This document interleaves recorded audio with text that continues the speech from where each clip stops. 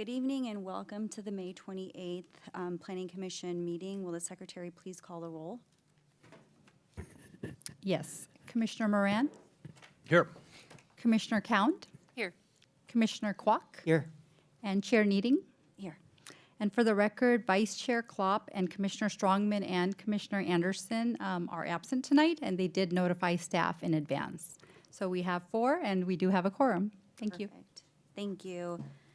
I don't see anything, but just to confirm, is there anything on the consent calendar? Nothing on the consent calendar. Perfect.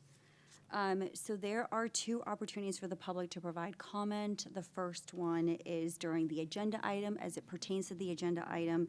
The second opportunity is when it is not on the agenda item, but it falls within the purview of the Planning Commission. So I did want to ask, since I see some folks in the room, are there any public comments that are not on the agenda?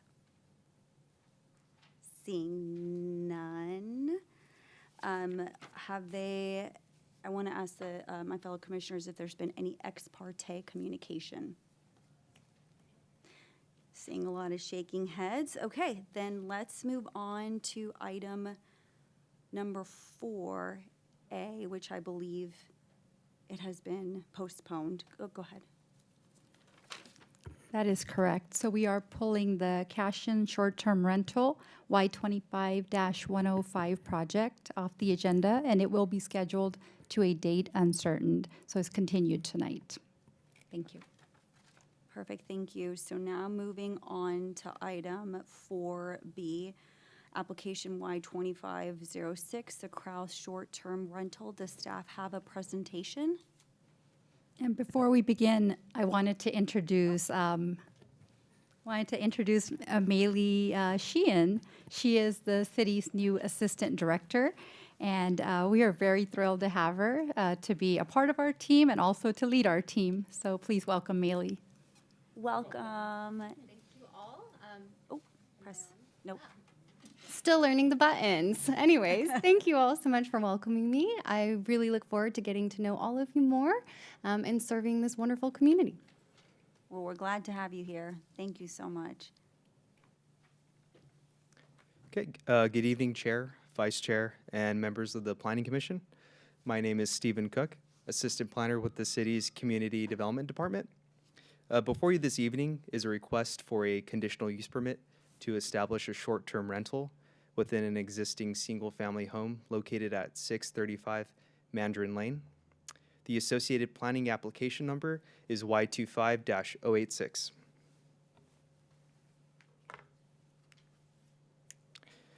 The project site is located in the northern portion of the city within the Woodlands neighborhood. The property is a 12,000 square foot reverse corner lot with frontages along both Mandarin Lane and Sugarberry Court. The site is developed with a single story, approximately 2,100 square foot residence, and an attached 539 square foot 2-car garage. The main entrance to the home is oriented toward and accessed from Mandarin Lane, while the garage and driveway access are provided from Sugarberry Court. Surrounding land uses include similar single-family residences, Valley Verde Elementary School, and nearby commercial and community-serving uses. For reference, the slide includes a vicinity map and an aerial image of the property as viewed from Mandarin Lane. Before discussing the project description, staff would like to provide additional background regarding this application. On August 5th of 2025, a code enforcement case was opened for the property following reports that the residence was operating as an unpermitted short-term rental. Subsequently, on November 6th of 2025, the applicant submitted a conditional use permit application requesting for an unhosted short-term rental at the property. Following the application submittal, additional reports were received by both planning and code enforcement staff, indicating that the property may have continued operating as a short-term rental.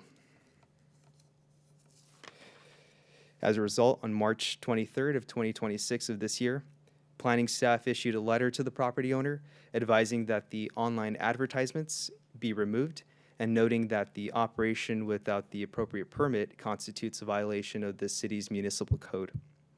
Additionally, on April 14th of 2026, code enforcement staff issued a separate letter directing the property owner to remove all online advertisements and future bookings by April 24th, 2026. On April 21st of 2026, the applicant confirmed receipt of this information. And as part of staff's due diligence leading up to tonight's Planning Commission meeting, site visits were conducted on May 1st and May 18th of this year, and during both site visits, staff observed no active on-site activity during daytime hours. Transitioning to the project details, the applicant submitted a business operating plan, which is included as attachment 4 to the agenda report. This slide summarizes the proposed operational characteristics of the short-term rental. The property would operate as an unhosted accommodation and would be managed by a designated host rather than the property owner. The host has been authorized by the property owner to apply for and manage the permit. The home would be advertised on short-term rental platforms such as Airbnb and Vrbo. Guests would be required to book a minimum stay of 3 days, with stays permitted for up to 30 days. In addition, guests must be at least 21 years age at the time of booking. And to promote neighborhood compatibility and security, the applicant is proposing security cameras at the front door, the garage, the backyard areas to monitor for unpermitted guests. The host would also be available at all times to respond to urgent concerns, including in-person visits and response if necessary. Other relevant details are included in the slide below.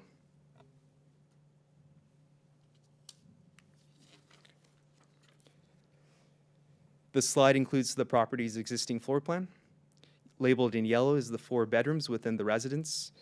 There's also 2 bathrooms, a family room, a living room, and a kitchen area, as well as an attached 2-car garage. The blue labeled areas indicate the exit and entry points for the home, including the front yard, including the front entry door, the rear sliding door, and also the garage entry door.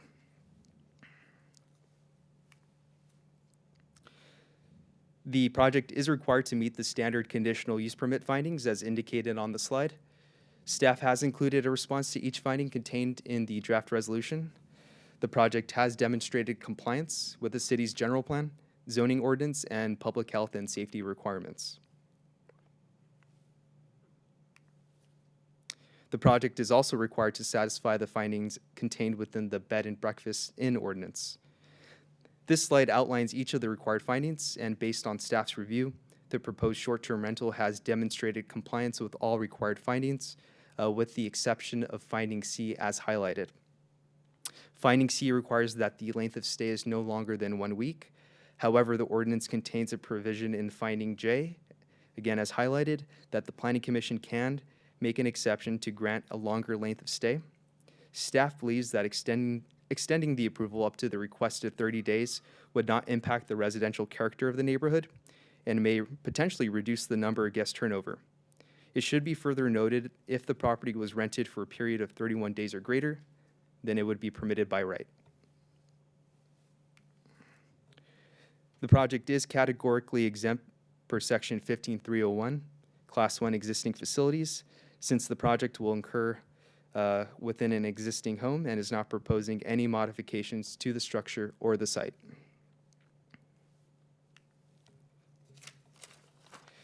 Staff would also like to note that several public comments have been received, and those comments are included as attachment 6 of the agenda report. Comments generally note opposition to the project and express concerns regarding neighborhood compatibility and overall safety.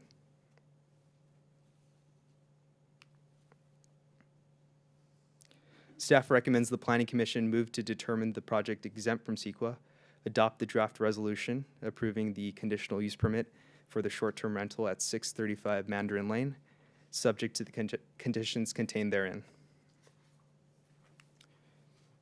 Okay, and that concludes staff's presentation for tonight. Staff is available to answer any of the questions the commission may have. Furthermore, the applicant, Mr. Kraus, has prepared a presentation and can provide additional details in regards to the business operation. Thank you. Thank you. Does anyone have any questions for staff? Yes. All right. Hi, Stephen. Thank you for the presentation. It was very informative, and it answered a lot of questions that I had coming into this meeting.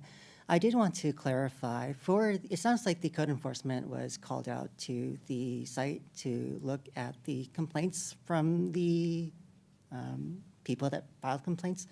And so in addition to observing that there was unpermitted activity at 635 Mandarin, were there any other sorts of observations that the code enforcement made?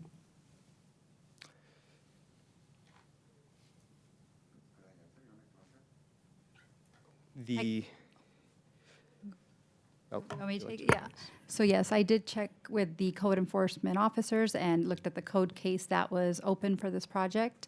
Most of the concerns raised or neighbors just wanted the city to be notified that there are unpermitted operations on site. That was the primary comments that were received. Okay, That thank you. they're still operating without any permits in place. Yeah. Thank you. Anyone else? I do have a question. You know what? Why don't we can allow the applicant, and then I'll have questions after that. Sure. Is that okay? So, we're going to open up the public hearing item now, and the applicant, which you just told me is here. I believe we have 10 minutes. I was told 15. It's 15 now? My apologies. You have 15 minutes. He does.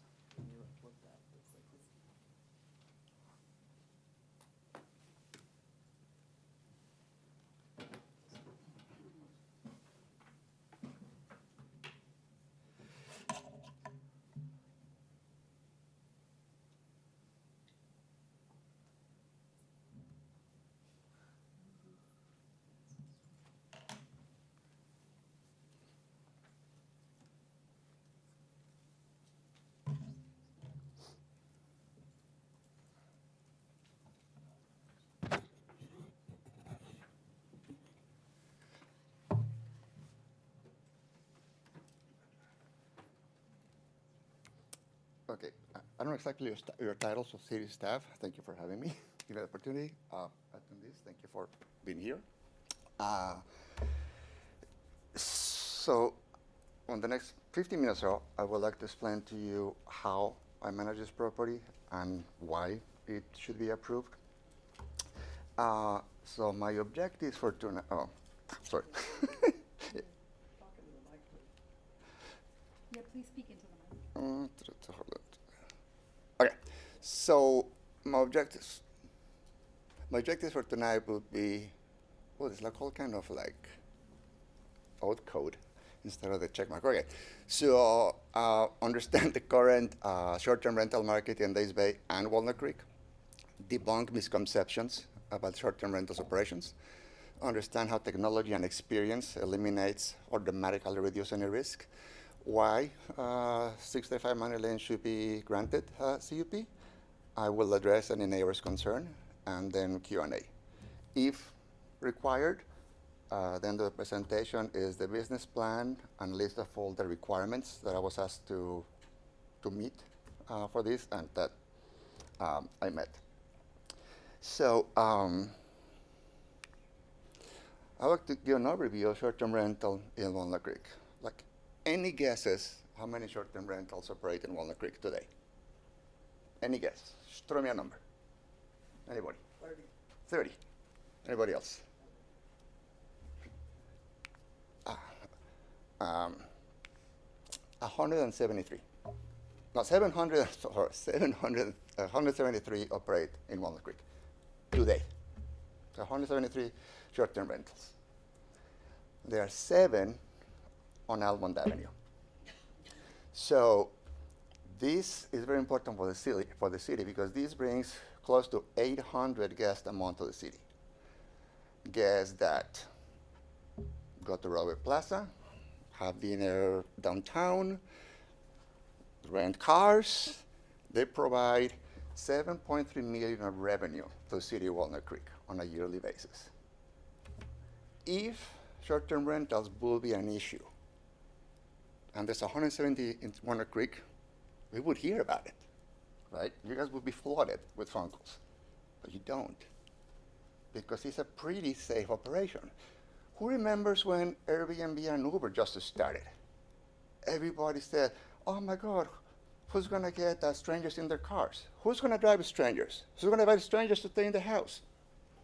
Yet today, the multi-million public company traded with 9 million active short-term rentals worldwide and 10 million Uber drivers. Okay, why Walnut Creek, right? When I was doing my research about where would it make sense to open a short-term rental, my son was making fun of me. Like, Dad, who the hell is gonna stay at the short-term rental in Walnut Creek?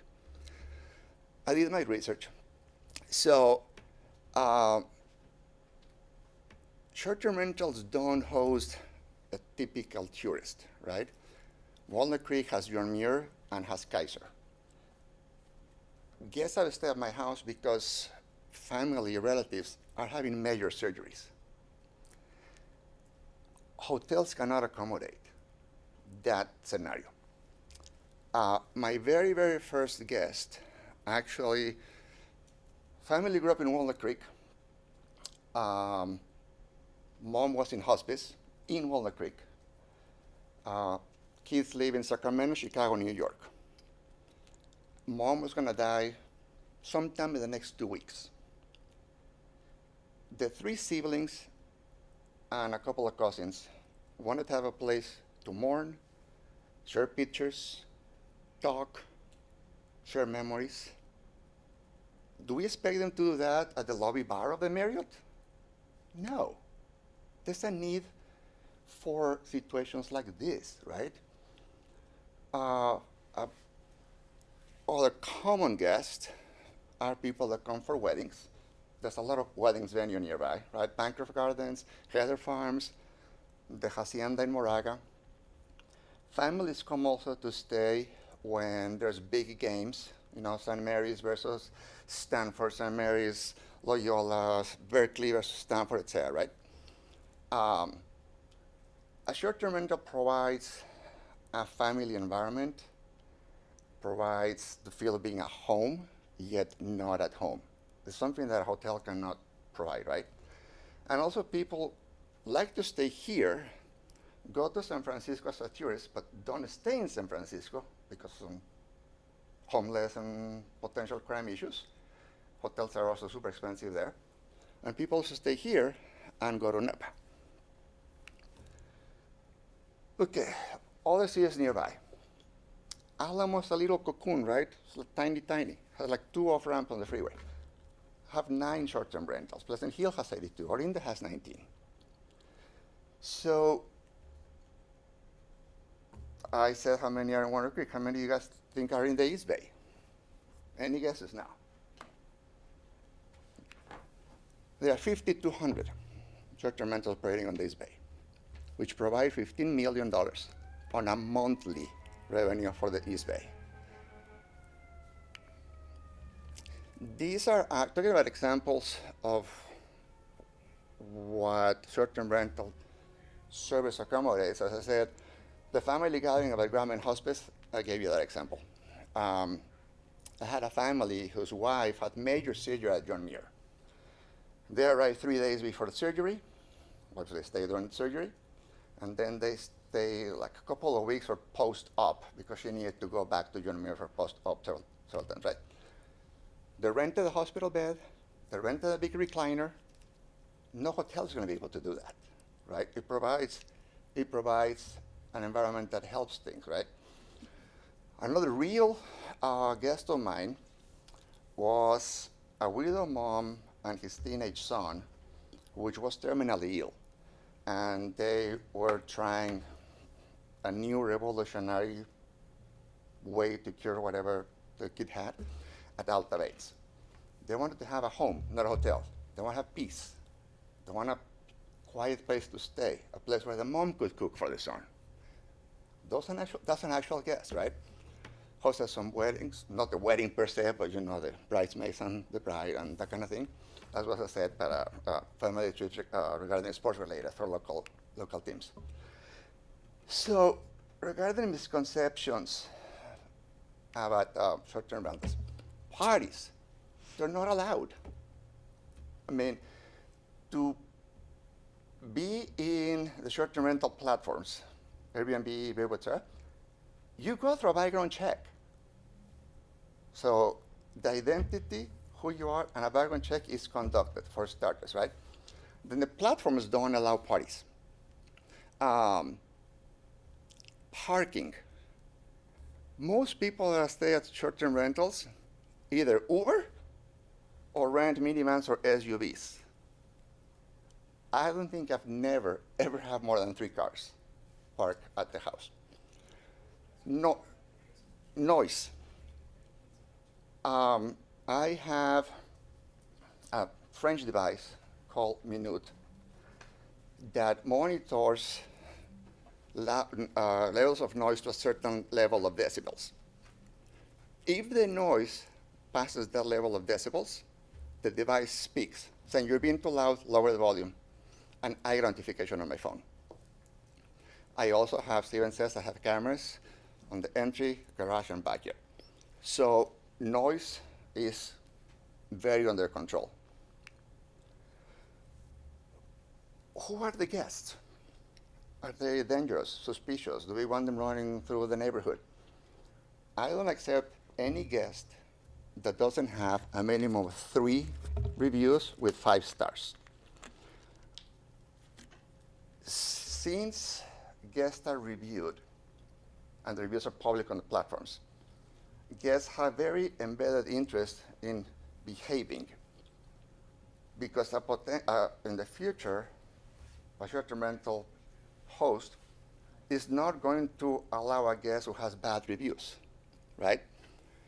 So you cannot read it, but it's just small font. But those are reviews of 3 guests that have stayed with me. One of them, cannot read from here, one of them has 85 5-star reviews. Another one has like 30-something and has been on the platform for 11 years. Will you have any concern as people stay in a house if 85 people before that have given 5-star reviews and have written comments, left the house in immaculate shape? I will welcome back anytime. Treat the house like their own. I won't have any concern. I don't have any concern if those criteria are met. So talking about noise, crowd, environmental factors. So I explained a little bit about the Minute device. It controls, well, detects noise levels, crowd sizes. Actually, it tells me how many people are around the house. It tells me if they're pets. It tells me if people are smoking. Right? Smoke detectors don't detect smoking. They detect fire. Right? So smoke detectors tell me if somebody's smoking. If there's a fire, actually connects to 911. Controls. So anyway, oh shit, I only have 4 minutes. Okay, so we still only have 3 cameras, and I want to address, with all respect, the neighbor's concern. It's public information, so I have the actual complaints. I need you to make sure to address us, Oh, sorry. okay? Thank you. Like looking at you like this? Us, just not anybody in the audience. Oh, okay, okay. Beautiful. Thank you. Okay, thank you for letting me know. Okay, yeah, I don't know who's who. But Now yeah. you know. Perfect. Yeah, continue. So, Jim McCamish was concerned about closeness to a school. When guests book the house, they don't have the address. They don't know there's a school nearby. And I don't see how this is relevant. Unknown visitors. I explained that, yeah, there's people that may be unknown, but there are people that have reviews that stayed at dozens of other people's short-term rentals. There hasn't been any concern, but I would not take them, right? They mentioned dangerous conditions. I don't know what would be a dangerous condition. Noise disturbance, I already talked about how it's controlled, right? They're concerned about zoning violations. The zoning of the house or the neighborhood is not changing. Parking issues, talk about it. It's a residential area, will continue being a residential area. There's not gonna be, this is not gonna open the door for hotels and motels to, up to Sugarberry. There's no perceived upside for the community. There's absolutely is an upside for the community. I gave you close to 50 signatures of people that own businesses or work at businesses on 4 plazas there within half a mile of the house. And they're in full support of getting approval because they know that people that are short-term rentals eat out more often. They buy Whole Foods, they buy at Trader Joe's, they go to have their nails done, they ship stuff at UPS. So there is an upside for the community. The concern that Dana Birch had, transient people, yeah, but they're screened people. They have the background check. They have good reviews. It's not an area for tourists. Yeah, the Woodlands may be not an area for tourists, and most people that come are not tourists, as I explained. Not hotels in the area. Well, there's no hotels there, but then there's a bunch of hotels in Walnut Creek. There's a demand for that. I mean, the Hilton Garden was just built recently, right? No new to neighborhoods into hotel areas. Again, there's 2 different zonings. There's not going to be hotels at the Woodlands or nearby just because this is approved. Wendy Allwill have concerns about rezoning. Again, zoning will not change. The people will be there for the weekends. Well, no, they're also on weekdays. Minimum stay is 3 days. Party house, again, the platforms don't approve parties. My minimum stay is 3 days. So if somebody were trying to throw a party, that would be pretty expensive to throw a party. And I explain how noise levels are controlled. Elaine Coyne said, do you remember that people have forgotten about what happened in Orinda? What happened in Orinda? About 4 or 5 years ago, a short-term rental in Orinda had a huge party.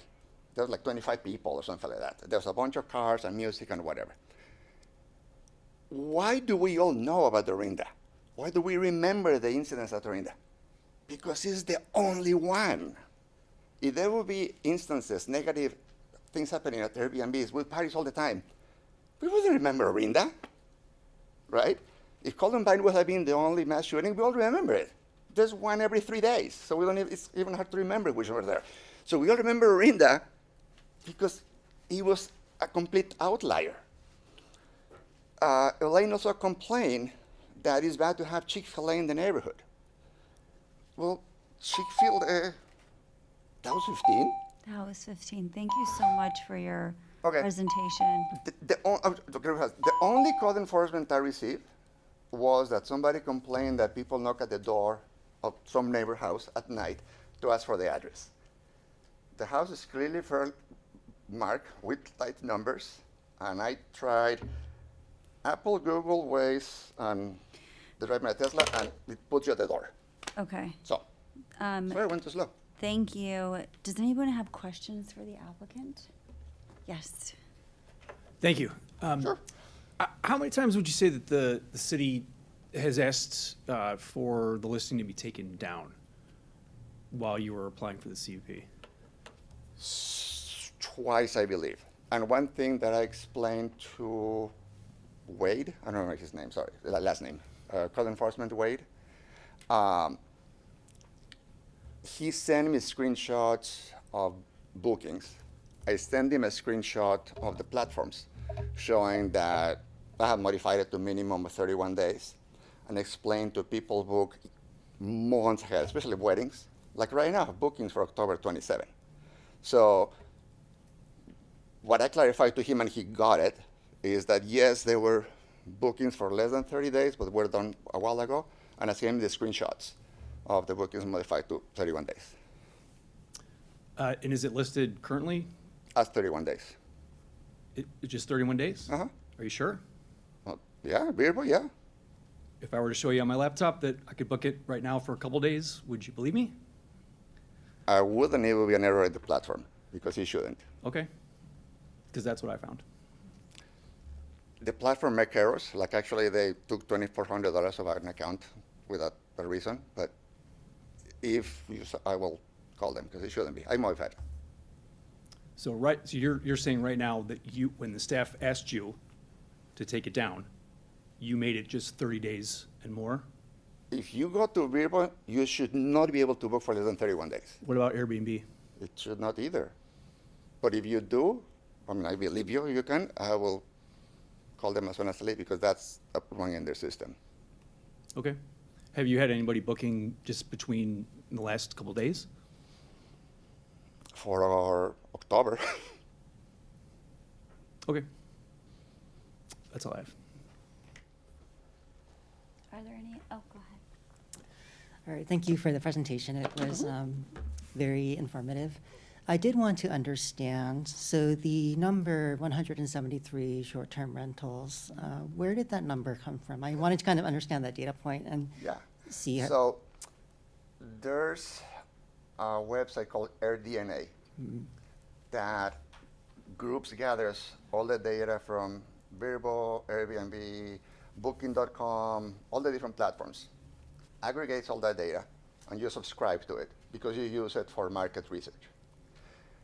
So the data is accurate till today. It actually is monitored every single day. Like for example, I just done a presentation, like Walnut Creek actually has 5% less short-term rentals than last year. But that data comes from all the different platforms, they aggregate the data, they analyze the financials, the logistics and all that. So, It's actual current data. okay. So to clarify, the time frame would be for 1 year, 12 months, 173 listings, or 173? No, today. Today, Well, like, 3 days ago when I put the presentation. Okay, okay, So it's operating currently.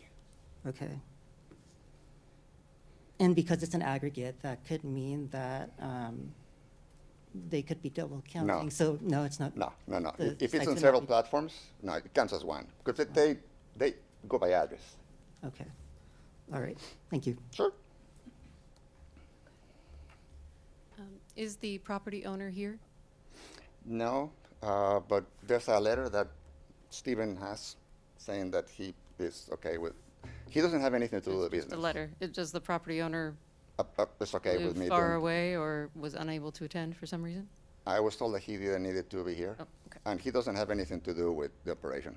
Okay. He's just a landlord. Okay, thank you. And then my other question is, what date did you first post this online as a short-term rental? But February of 23. Thank you. And when I called City of Walnut Creek to ask if there were any regulations for short-term rentals in Walnut Creek, and sorry, I don't know who the name of the woman that talks, there were none. There were no regulations. And actually, there's an interview with Chip Griffin, which, head of planning, from an interview in 2024, where he says that there was no regulations and Walnut Creek needs to get on going with the trends kind of thing, and there should be regulations.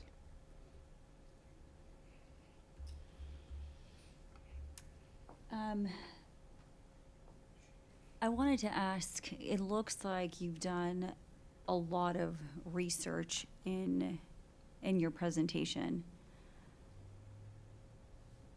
Did you know about the bed and breakfast ordinance and that, I'm trying to figure out, because you did a lot of research, but you didn't know about the ordinance and that you needed a CUP? When I began, again, Yeah. I was told that there was no regulation. Okay. And I was not surprised because there are cities that there's no regulation. They don't care, just do it, right? And there's some different levels of logistics to do it, right? Yeah. The only letter that I received, the only complaint that I received or was made aware personally was the one about people knocking at neighbors' doors at night. Mm. I never received any other complaint or notification, anything. When I began this process working with Stephen, then he told me about the bed and breakfast ordinance regulations. He gave me a list of the things that need to be met to be approved, and all of them were met. So at the bottom of the bottom presentation. So all that was required by the city that needed to be met, it's met. Are there any further questions for the applicant? Okay. Thank you. Sure. sorry. You're good, you're good. So I might have missed this. When have you discussed the operations with the neighbors? And no, or what has their response been? So I discussed it with a neighbor that lives on the court because he has a short-term rental in Sacramento.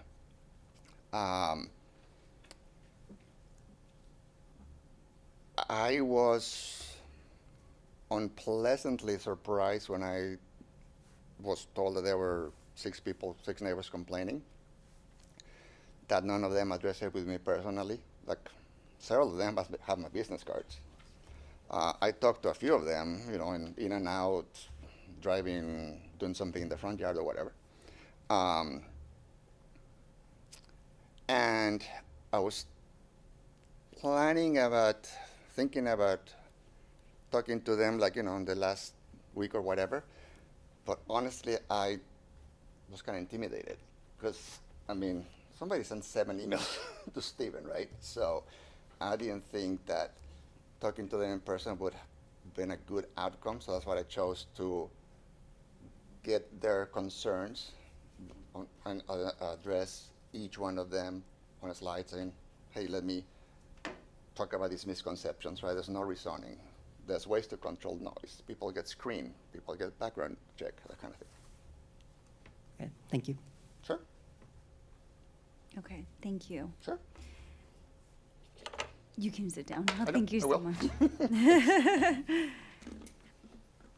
Okay, now I would like to open up for public comment if there is any. Are there any? We do. How many? I have 3 speaker cards. Anybody else wishes to speak, please fill out a speaker card. And And how many minutes? Before I get it 2 wrong. minutes Okay, I each. did get that right. 2 minutes. Should I? Yes, Okay. please. Yes, please. Okay, Jan Warren, please come up.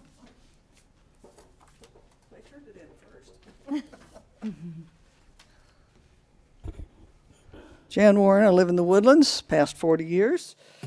My neighbor who was, door knocked at 3 a.m., her husband's been in and out of the hospital 4 times the past month, and they have she has a daughter-in-law going back to Spain tomorrow and doesn't get to see her very often, so she declined to come tonight.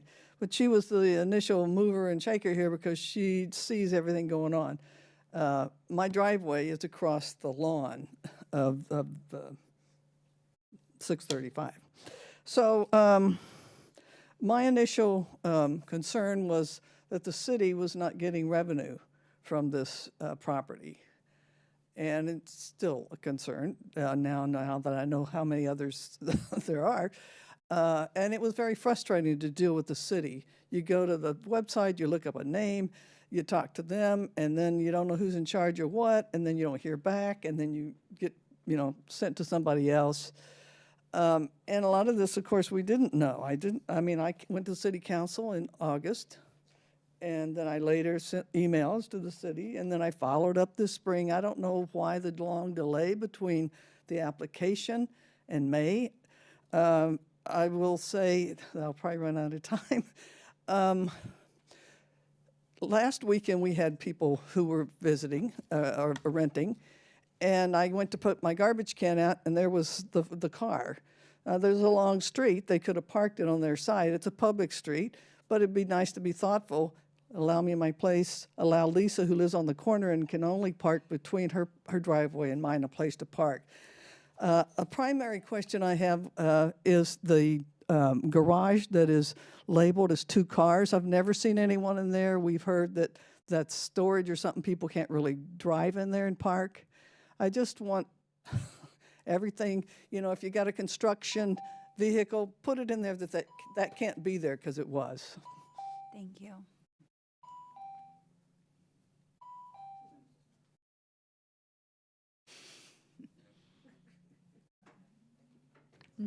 Jim McCamish, thank you.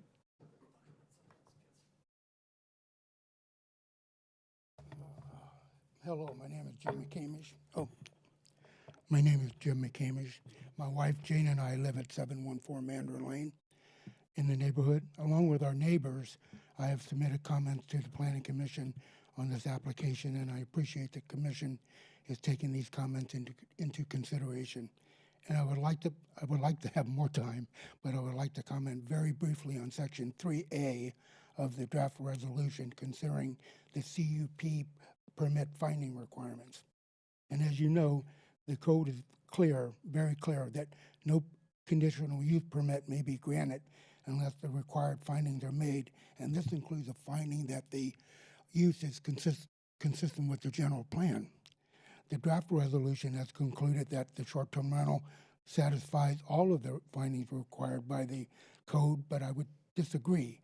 With respect to item 1 at section 3A, the reasons given to support a finding that the short-term rental use is consistent with the general plan is General Plan Policy 2.1 to promote Walnut Creek as a regional destination, and Policy 1.1 to protect and enhance the distinctive characteristics of each neighborhood.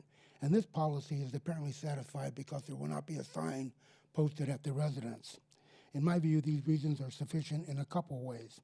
First, there is no mention of how the short-term rental use will actually protect, maintain, or enhance the quality of life in the neighborhood consistent with the vision and the principles and the goals of the general plan. And other than not having a sign, there is really no meaningful explanation of how the short-term rental use will protect the safety, privacy, and character of our neighborhood consistent with the general plan. In fact, there really isn't any mention of our neighborhood in this, in section 3A at all that I can see. Thank you. Okay, thank you.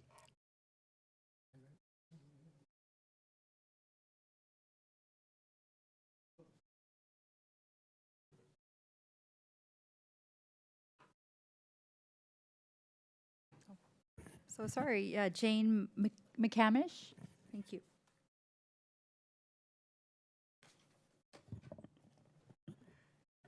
Hi, I'm Jane McCamish, Jim's wife, live at 714 Mandarin Lane, a few doors down from 635. And I just want to comment on what I've observed over the past year. I've been woken up about 3 or 4 times at 1 or 2 o'clock in the morning to loud talking coming from that house. This house, it's a 4-bedroom house, approximately 2,100 square feet, and it's advertised on VRBO and Airbnb that it can sleep 14 people. It's an awful lot of people. The number of cars and the transient people in our neighborhood, it's a safety issue for the neighbors. And that's along with the concern that this is going to be a party house. So please, for our public safety, don't approve this conditional use permit. Thank you.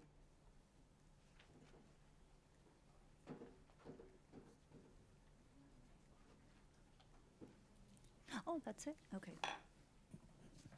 Sorry, thank you. Are there any questions for any of the public speakers? No? Okay, now the applicant, you have 5 minutes to come back up here if you wish to be able to, okay. The clock went way too fast.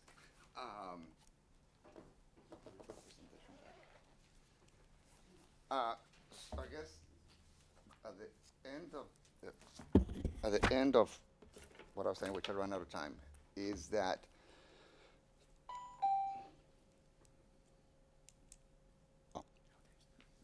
you said 5, right?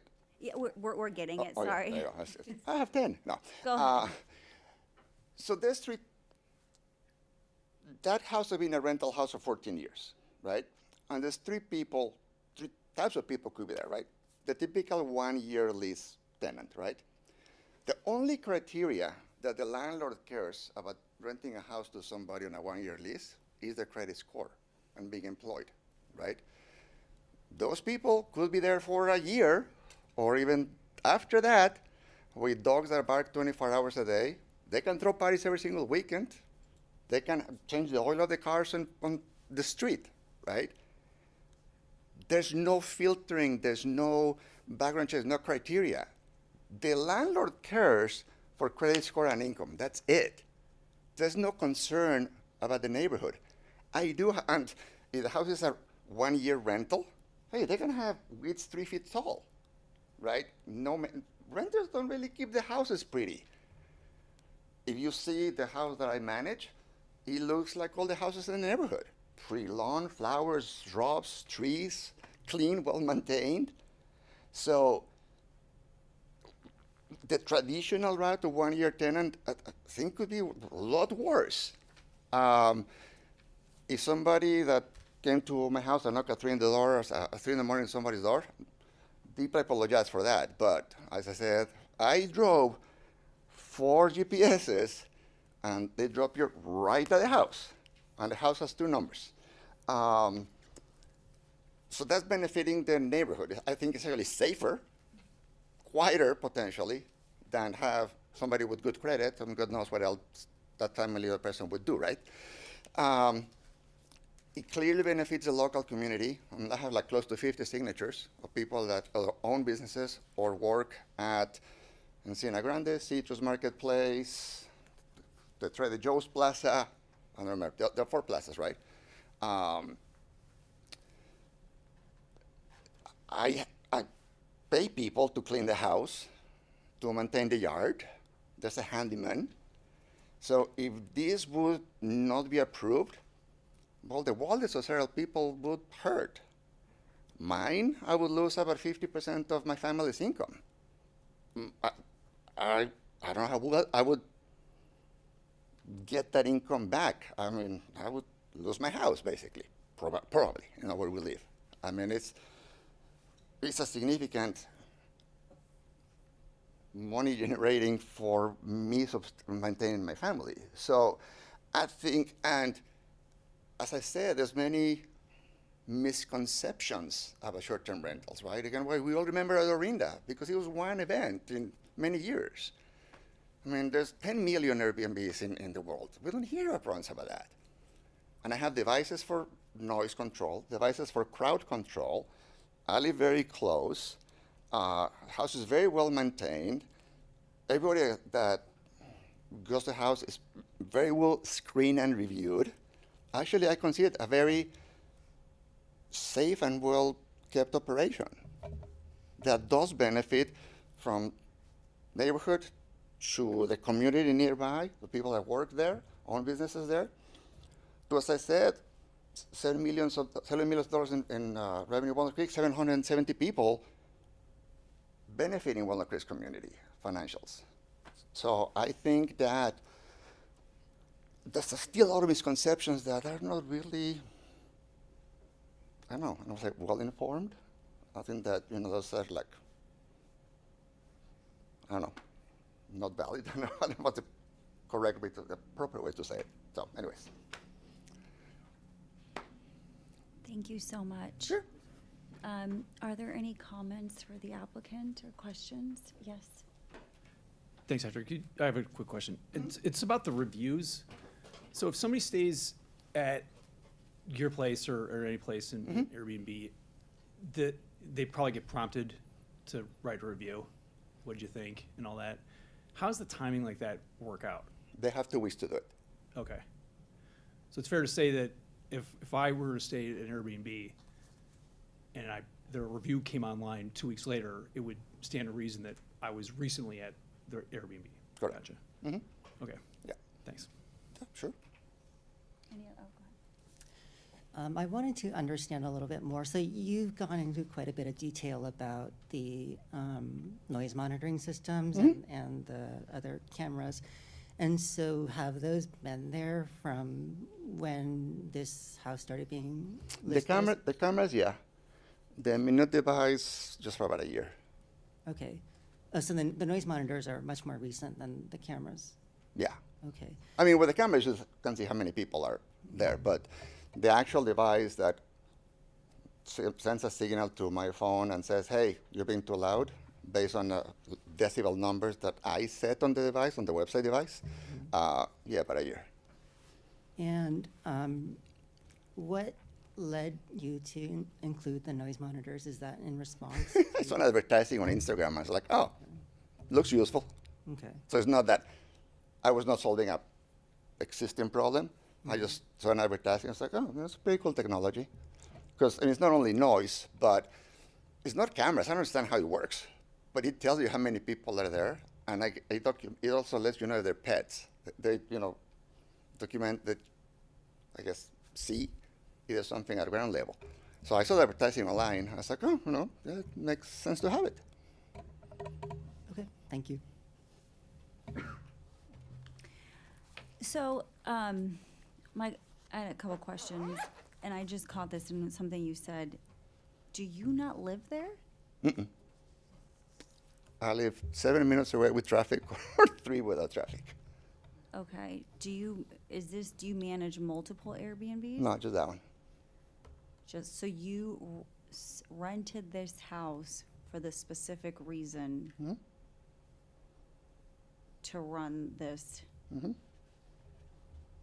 Okay. And then when the neighbors, I think it was Nancy from code enforcement, right, because there had been complaints, you did not have the noise monitor then?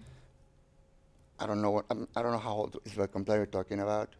The only complaint I was That's why I asked. yeah, because the only complaint I was aware of is a guest knock at my door late at night. That was so. I bought a sign with a light to correct that. And again, I don't understand how that happened because any GPS you use puts you right in front of the door.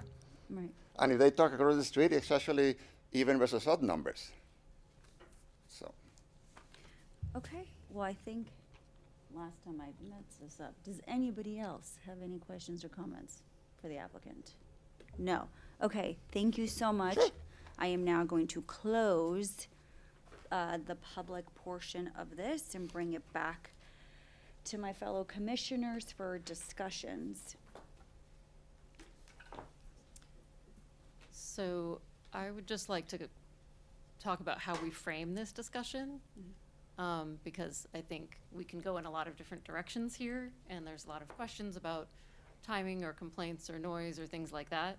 But to me, the sort of bottom line of this is that the request is for the conditional use permit for the short-term rental, for a short-term rental that has been operating for years without a permit. And in our city, we do have the bed and breakfast ordinance that we can try to apply to this, but it doesn't match up exactly because bed and breakfast is generally seen as a hosted scenario, and generally the properties that have been approved under that have been hosted. So I'm uncomfortable with us as a planning commission making decisions about a short-term rental, a specific short-term rental, when our city as a whole has not completed an ordinance about short-term rentals overall. There's a lot of things to be considered in something like that. Obviously, what are the safety issues? What are the noise issues? Should they be allowed in neighborhoods? Should they be in other parts of the city? There's a lot of things that I think need to be thought through as a whole city. So I guess what I would propose to the group here is to consider, should we be considering this at all at this time? Or should we wait until we allow the city to come forward with an ordinance on short-term rentals? Apologies, can I interrupt? So the bed and breakfast inn findings, or even the definition of what a bed and breakfast inn is, there is no criteria or explicit language that says that it needs to be hosted or unhosted. So that's really not a requirement under the bed and breakfast inn. Chair, if I can just add please. some structural Please, comment. please. So the request before the commission is the CUP, and it's essentially, you can think of it as the applicant trying to legalize the short-term rental. And so I would recommend that the commission, when you're discussing go off of the findings that are required for CUP, whether or not, the commissioners think that you can make them or not, and if not, then I would recommend that you say why, because before you, there are draft findings for being able to make the findings for the CUP, but there's not specifics about, the contrary, and so I would just add that if you're talking and thinking that direction, then go off of the findings and articulate why that is the case.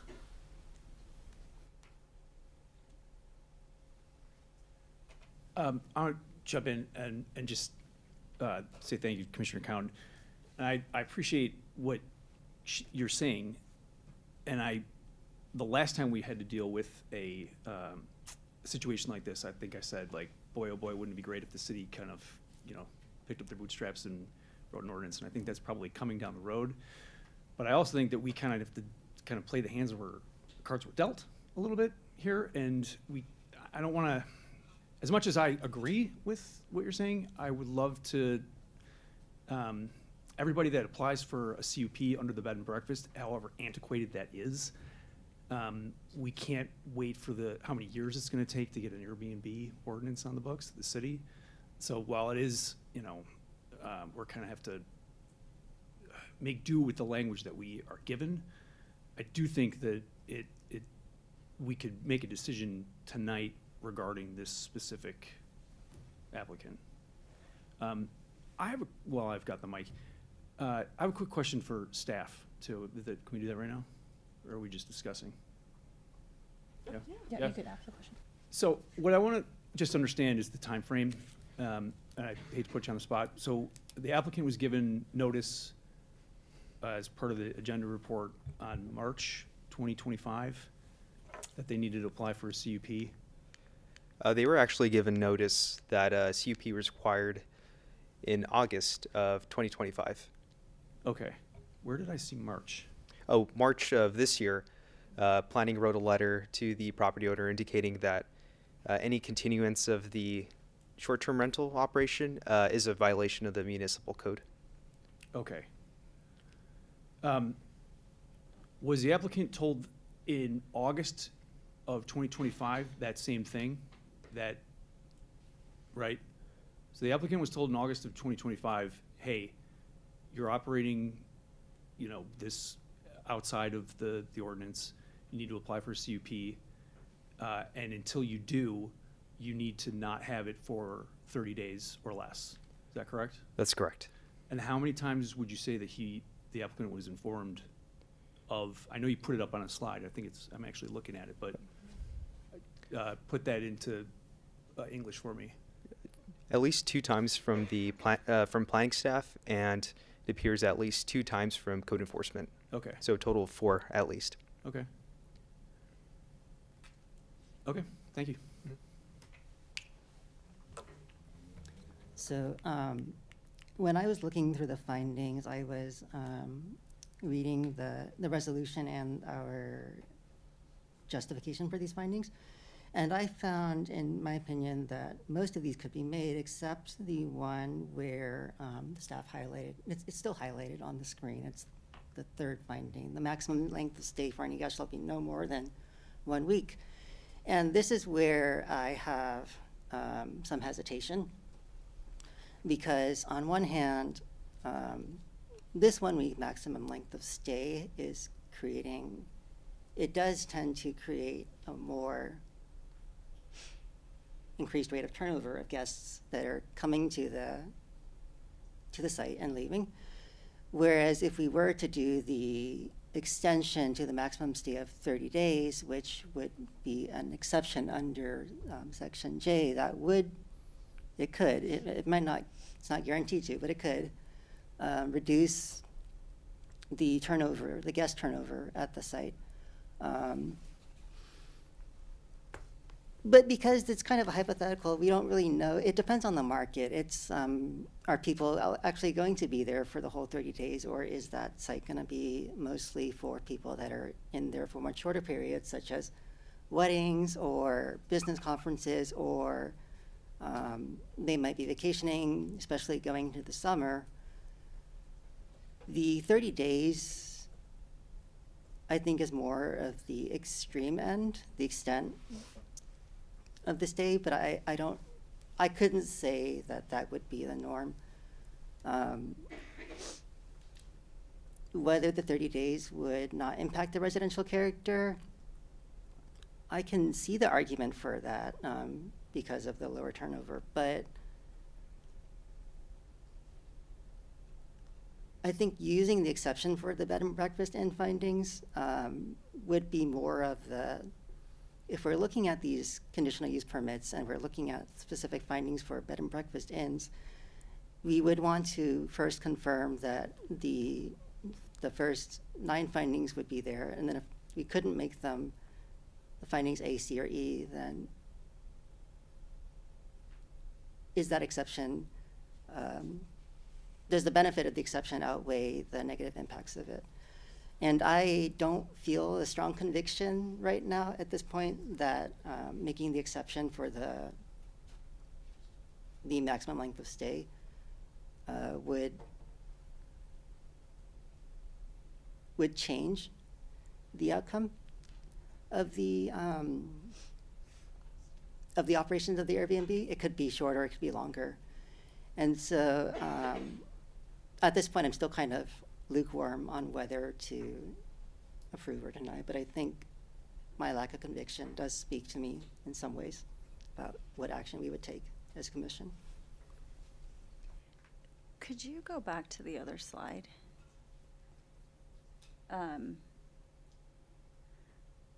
So on page 3 of the reso, it says that we need to find that the establishment and operation of the bed and breakfast use will not be detrimental to the public health, safety, or welfare as the project conforms with the applicable land use regulations governing the establishment of such a use.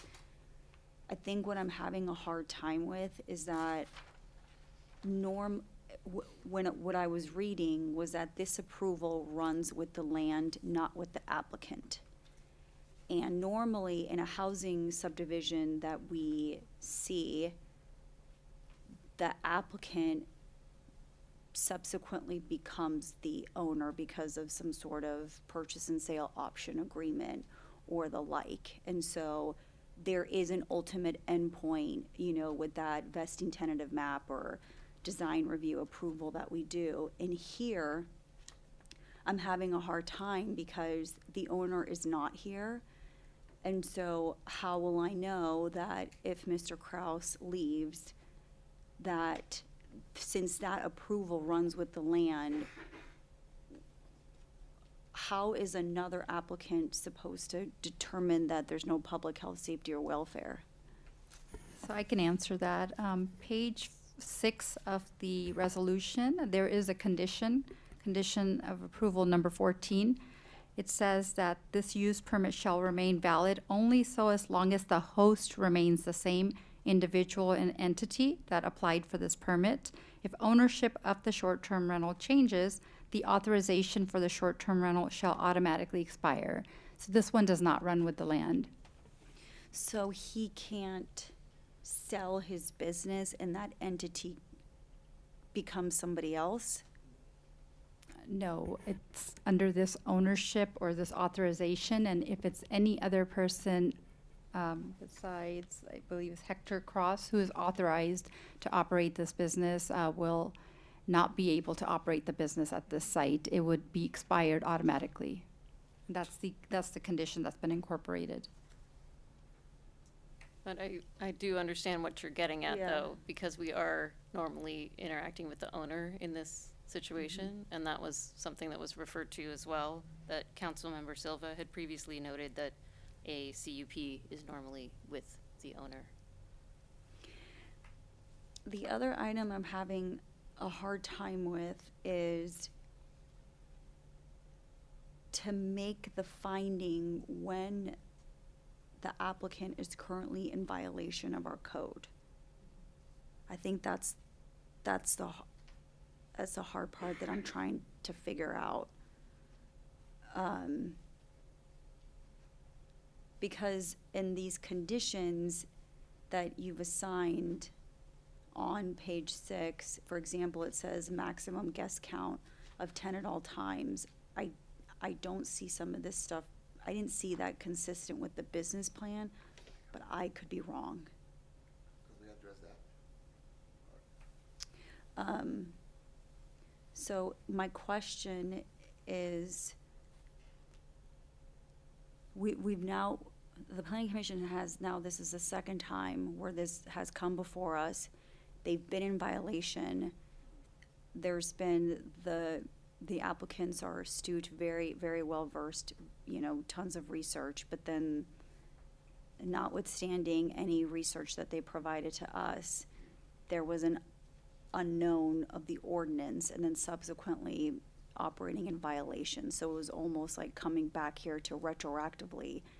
So I guess the question is that is okay for us to do, for us to review findings even when an item is in violation, or do they have to truly take it down, like what the code enforcement say, and then we can make the findings?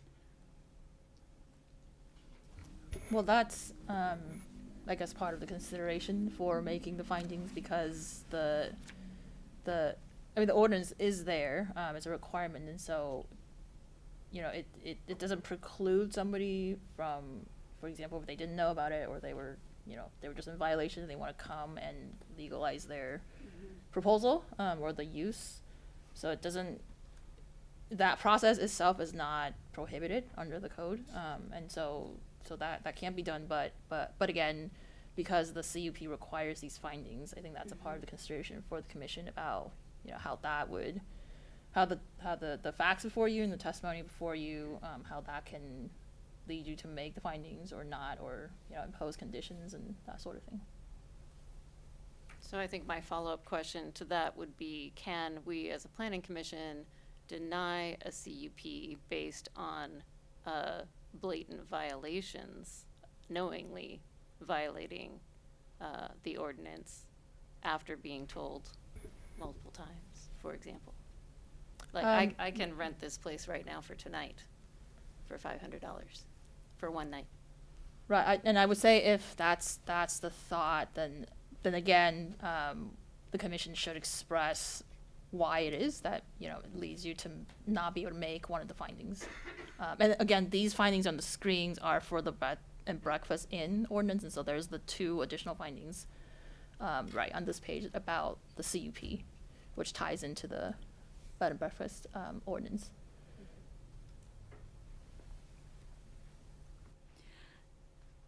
Sorry, I'm full of questions today, but go ahead. Yeah, I will say that, as someone who looks at laws and regulations and helps people comply with them all the time, it's much better to have the regulatory framework in place for a non-compliant entity, and then say, okay, now that we have this framework in place, then we can show you where there's room for improvement. And so one of the benefits of having the CUP is now the city can point to something and say that the Planning Commission has approved this permit with these conditions of approval, and then review those and say, okay, well, are you in compliance with those conditions of approval, or do you continue to be non-compliant with those conditions of approval? So it adds a little bit more weight having a CUP that runs with the land, and I think it hopes to avoid the issue of, if there is no CUP, then it's the status quo, which is continuing to operate the short-term rental without a permit. Can I just ask, what are the penalties for running?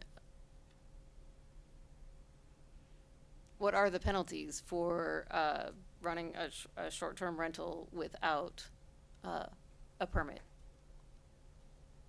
I mean, you get a warning, you get told that you should do this thing. Right, but and what actually happens? Do usually- you get fined?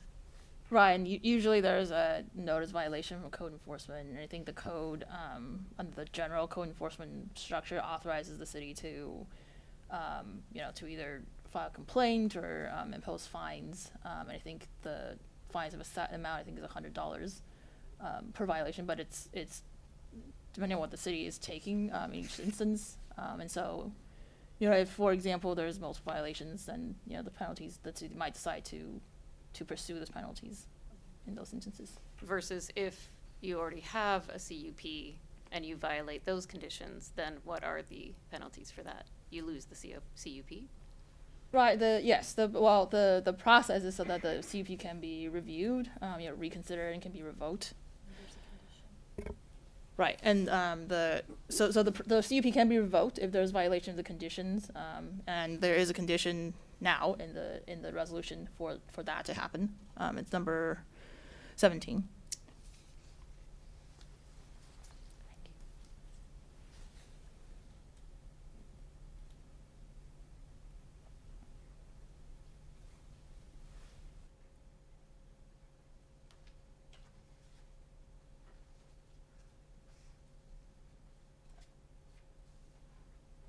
I have a question about number 19. It says, all outstanding fees owed to the city, including staff time spent processing this application, shall be paid in full prior to the issuance of a site development permit, building permit, or commencement of the business operation, including guest stays. In this case, would those outstanding fees be for the prior 3 years of operating the short-term rental? The applicable fees that would have been. I believe it would be the fees related to the conditional use permit, not the prior operation before the application was submitted.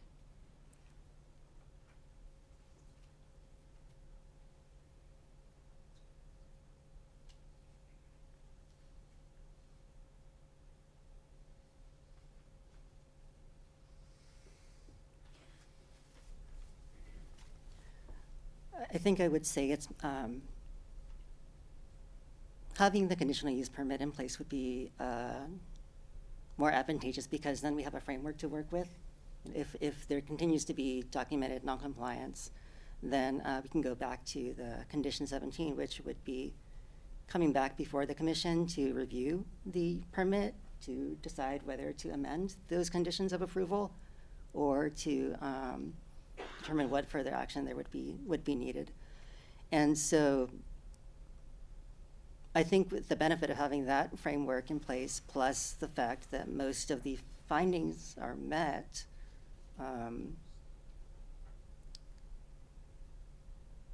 could be a net positive for the application. What I would say is,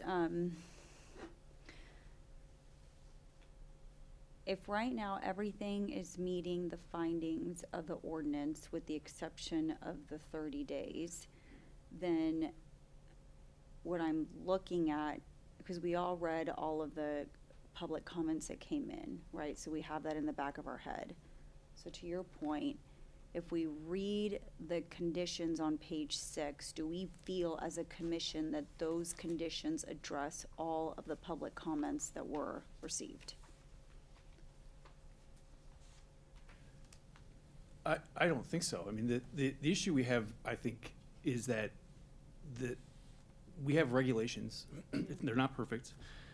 But it falls to us as the planning commission to be discretionary about how we feel about this without a framework about CUP or Airbnb ordinance that's coming down the road at some point. And, you know, this is going to rely on controls from the owner, from the applicant.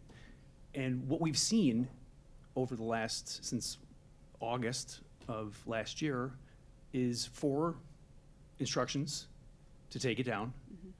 I'm looking at the reviews, and I can see that at least 14 people have stayed there on a short-term basis during that time.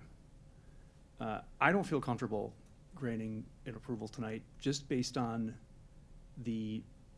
what we have been shown and what we are still now seeing, to Commissioner Cowan's point, that she could book it right now. And I understand that Airbnb isn't perfect, but I run an Airbnb and I know that you can control that. So that's where I come down.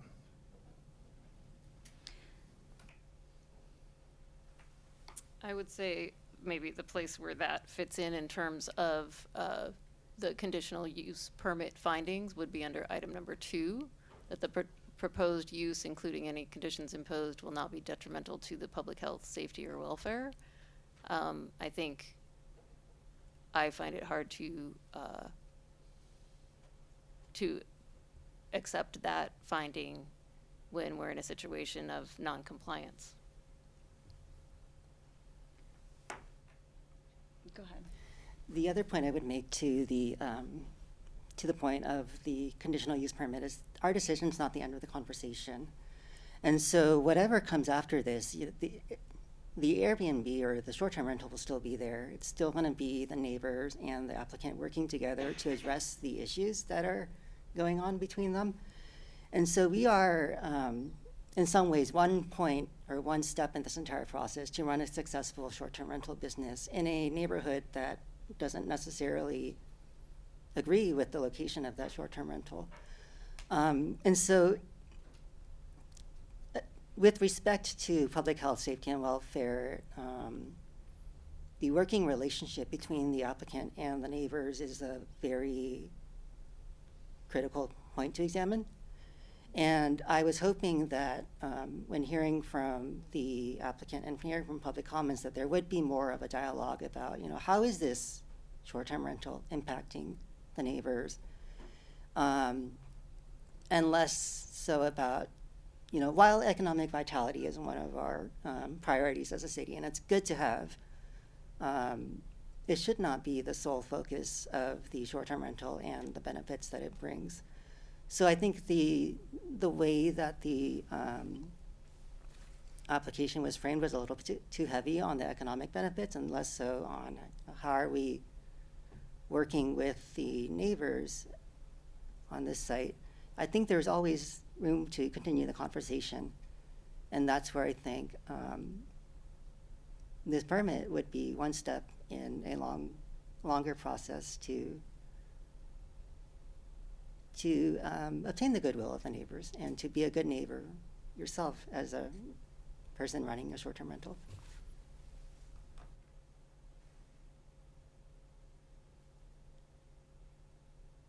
So you're thinking the CUP would be good? I think the CUP, so the two questions I have are, if we don't approve the CUP, then, well, what's going to change about the whole situation? I think the CUP does give us a little bit more teeth, and it gives people that are aware that there is the CUP, they have the ability to come back and say to the Planning Commission, hey, look, now that the CUP is here, this is what we're seeing. Can you review it, suggest modifications, amendments in ways that will help the applicant of the CUP move forward in ways that are more neighborly, I guess is a good word, in a way that's more neighborly to the location. So your assumption is that the, not owner, but operator would continue to operate illegally this short-term rental, regardless of whether there's a CUP in place, and therefore the only way that we can help control that is to offer a CUP, which then allows the short-term rental? Am I understanding that correctly? I think that's my working assumption. I don't, because from what I've seen so far, the fact that there hasn't been a permit in place hasn't really stopped the operation of the Airbnb. It's still listed on the sites, apparently, and you're still able to book it. So that's where I think, what can we change about this situation that would make it hopefully a step in a direction, maybe not necessarily the right one, but one that starts the conversation to, now that we are in compliance or we have a permit in place, then where do we go from here? So 719, where I personally do not, from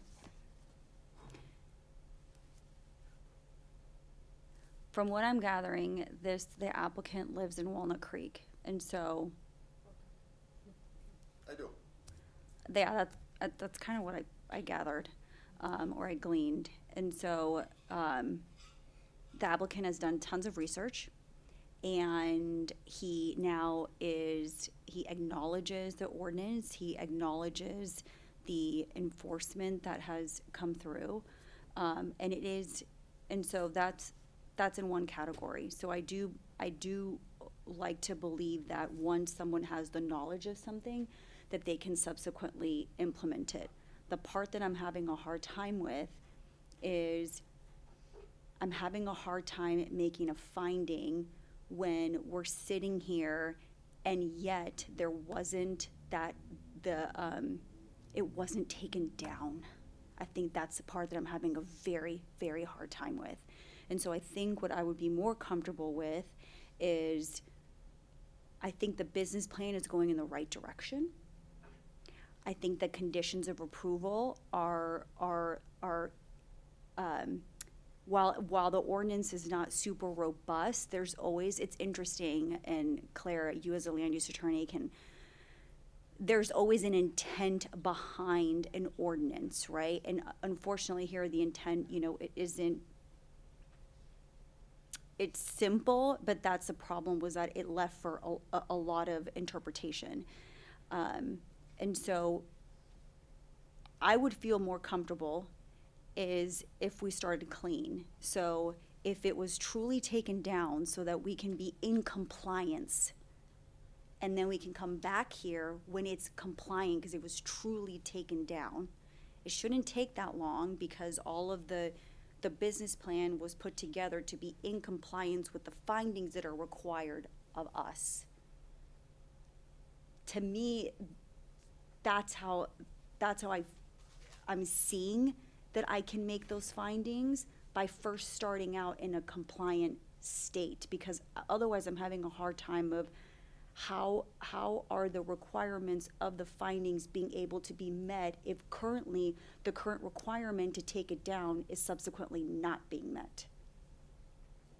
Exactly. So normally if you have a CUP, the threat of not meeting any of the conditions is revoking the CUP.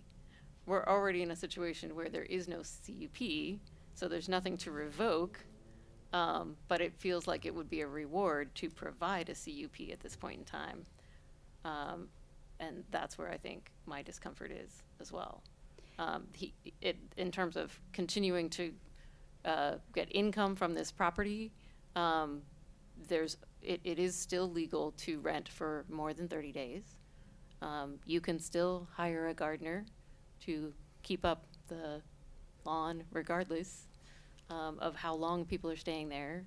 So there are things that can be done here, but continuing, if we don't, as a city, in fact, have enforcement for these short-term rentals, then I think we need to recommend that the city council look at that as well.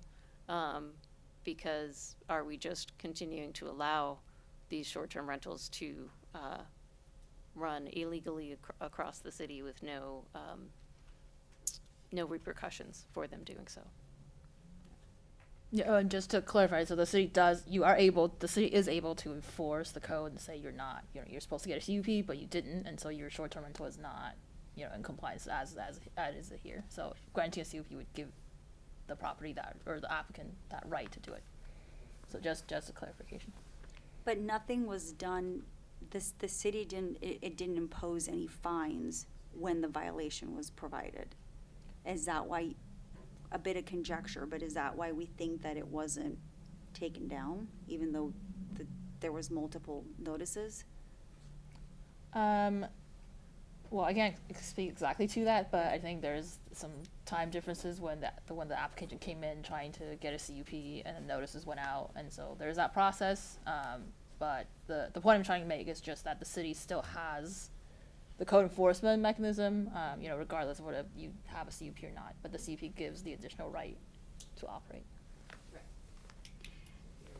My other question is, because I don't think any of us want to deny something that is in substantial conformance or meets the findings of an objective standard, in this case an ordinance that has been passed. And so how long would it take to come back here if it was taken down to first be in compliance. Because at this point, the staff report has been written, the conditions have been made, the findings have been made. I think that's more of a question for staff. It's not gonna take 6 months to come back here. So what exactly, so you want to see the applicant to come in compliance, take everything off, advertisement off, and then come back for reconsideration of the CUP? Yes. Almost like a continued item. I think that's more on the commission. I mean, how much time do you want to Because assess this? Claire, could it be continued? Could this be continued to a date certain? 'Cause Yes, it that- takes, yes, you doesn't can- it take 24 hours to take something down? What about the concept of denying the application right now and then having them reapply for the CUP? What, we can say, okay, you have a month, you have 45 days or whatever, and that's fine, but that's not really what we're here to do. Yeah, that's also an option. So the two options that we have are, we can continue it to a date certain.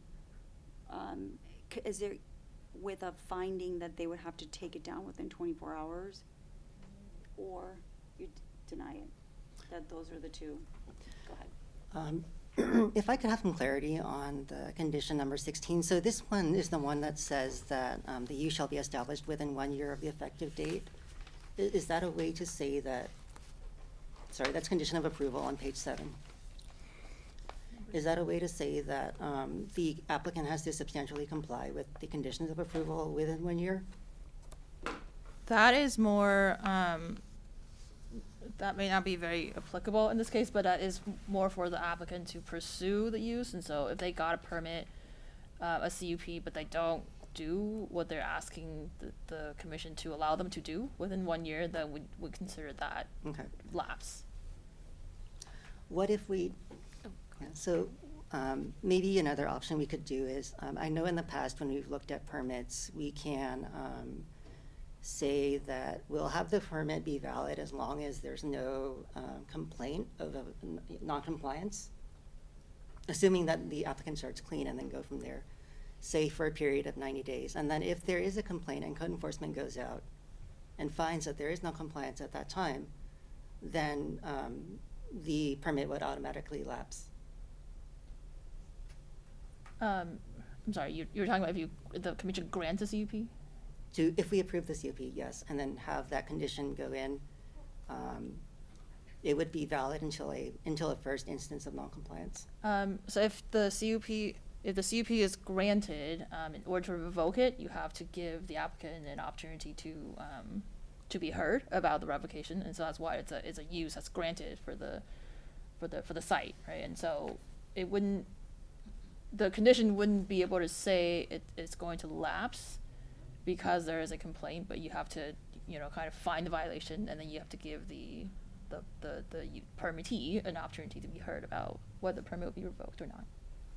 Yeah, my concern is this is opening a can of worms. If we bend over backwards to make exceptions and create a situation for this particular situation to be able to move forward, we're sending a message to the rest of the city that you don't have to comply with the things that we tell you are already the ordinance. You don't have to take it down. We're sending a message that I think is the wrong message. I think in order to make sure that anyone who wants to run a short-term rental properly in the city needs to do it properly, and they need to take it down when we tell them to take it down, not 5 times, not 3 months later. This is not okay. So I don't think that we need to bend over backwards in any way for this applicant. They should have done things right from the beginning. So with that, I would like to move that we deny this conditional use permit on the basis that item 2, the proposed use, will not be detrimental to the public health, safety, or welfare. We cannot find that item in compliance. And I would just add, before there's a second on the motion, that if that's the decision of the commission, I would, because you have articulated, reasons why the commission doesn't think the findings can be made, but I would suggest that we, because there aren't written findings in the record right now for a denial, that I would suggest that we bring back a resolution at the next meeting, and just for the commission to confirm that the findings are, consistent with what you've expressed in the meeting, consistent with your decision. That's just to affirm the basis of the Got it. decision. So, and I think, Commissioner Cowan, it's to make the application once in compliance. Could we do that? Is that what the Commissioner Cowan could add? No, I'm not seeking to add. No, I think her that. motion is to. My motion is to deny, but what I'm hearing is that rather than actually denying it tonight, we would be asking staff to come back with a resolution that explains the reason for the So denial. you can make the motion to deny, and the commission can vote on that motion tonight, and the decision will be made, but we're just going to bring a resolution back to affirm the basis for that decision as reflected in tonight's discussion. Right. Thank you. I second it, and I think that's a great idea.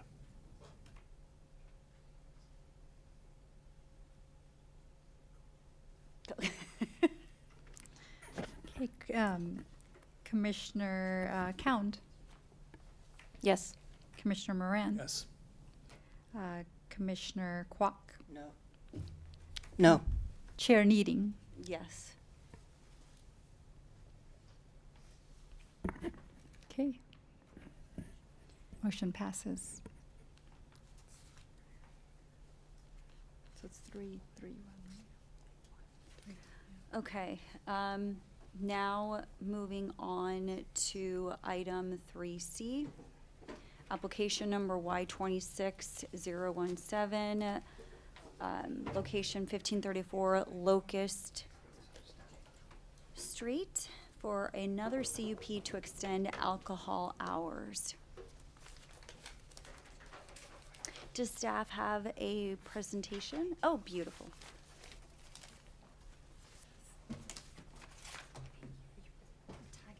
Doing a little tag team here.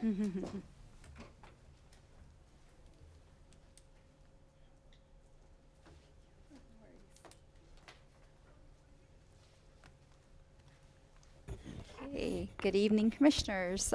Simmer Gill, Senior Planner with the City, and we are here tonight to consider the conditional use permit to extend the alcohol hours at Daryush Restaurant that's located at 1534 Locust Street. And just to quickly orient you with the site, the restaurant is located within the Walnut Creek downtown area on Locust Street.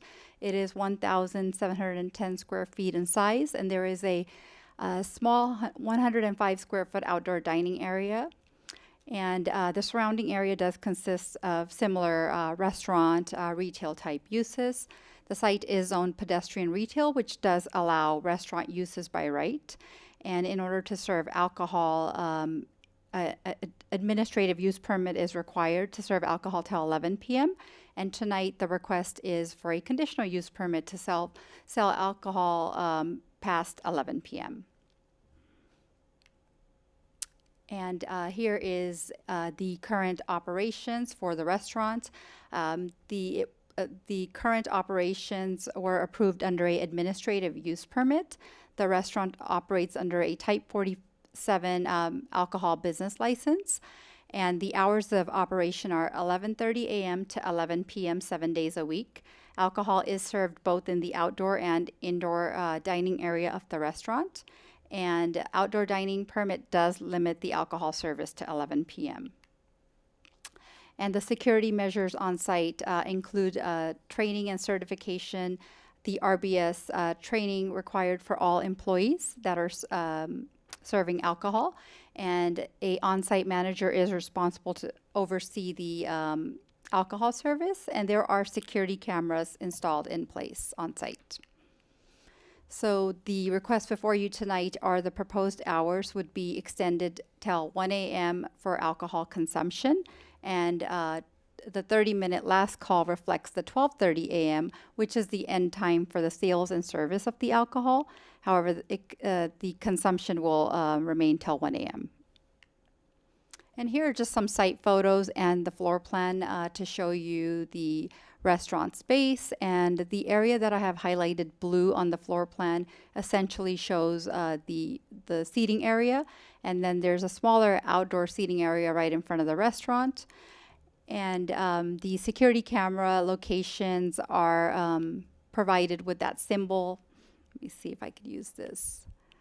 With the symbol, so they do have cameras installed throughout the restaurant at the rear, as well as along the front entrance and within the restaurant. So tonight, the Planning Commission, in order to approve this project, will need to make the standard conditional use permit findings that are listed before you. All of these findings have been addressed in the draft resolution that's included as attachment 1 of your packet tonight. And the additional findings that the Planning Commission needs to consider are also listed here, and again, outlined in or addressed in full detail in the draft resolution, but I'm happy to go over any if needed. And this project is exempt from CEQA, as the extension of alcohol hours does not expand the floor area and does not alter the overall restaurant use.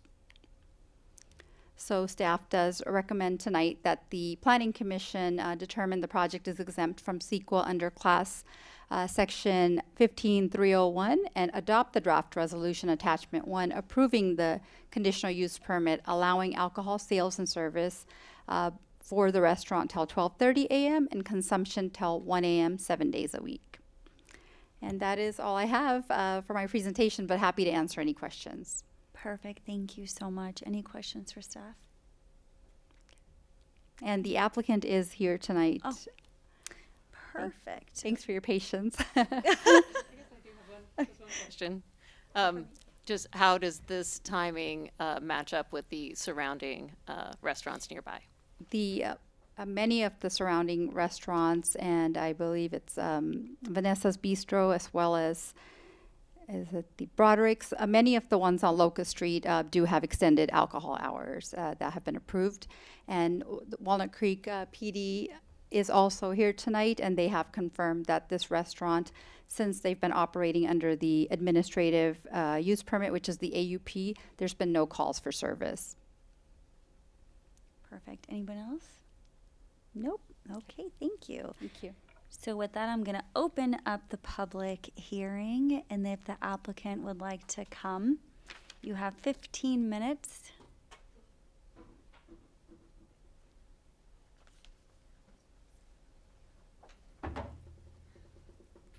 Hello, everyone. Sorry, okay, thank you. Go ahead. I'm happy to answer any question you have. Oh, okay. Yeah, I mean, got it. mention Okay. what- May I ask, what has there been just a lot of business and folks that have been? Is this like Yeah, it what helps. is causing the Yeah, request? it helps. Obviously, alcohol is kind of a nighttime. Customers really like to enjoy their food with their drinks, you know. And my food is because of the kebabs and grills. You know, it works very well with the liquor, you know. Yeah, and we lose a lot of customers by being closed at 11 because we don't have alcohol and those things. It helps the business a lot.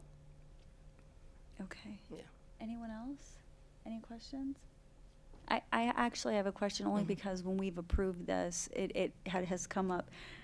It says, is live entertainment, music, dance areas proposed? Occasionally, not all the time. Yeah, I mean, we don't turn our restaurant to a dance floor. You know, we just kind of, when there is a birthday party that they want to have a solo music or a DJ for the specific night. Yeah, that what it mean. Okay, perfect. Yeah, I asked that just because the last time this came, that there was a whole thing about dancing and. Right. Before the applicants sit down, any questions for the applicant? No. Thank you so much. You're welcome. Are there any public speakers? I do not have any speaker cards. Okay. So the applicant, you don't have to come back up here, but you do have the opportunity. So, seeing no other public speakers, I'm going to close the public hearing portion, and I'll bring it back to the commission for any discussion, questions.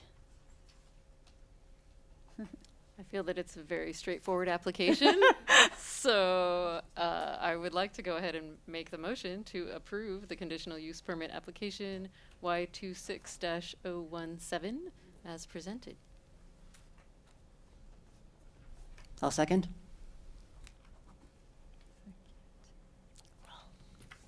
Okay, thank you. Commissioner Count, Yes. Commissioner Kwok, Yes. Commissioner Moran, Yes. and Chair Needing. Yes. Thank you. Motion passes. Thank you for your patience. Okay, so now I'd like to move on to item number 5, which is commission considerations.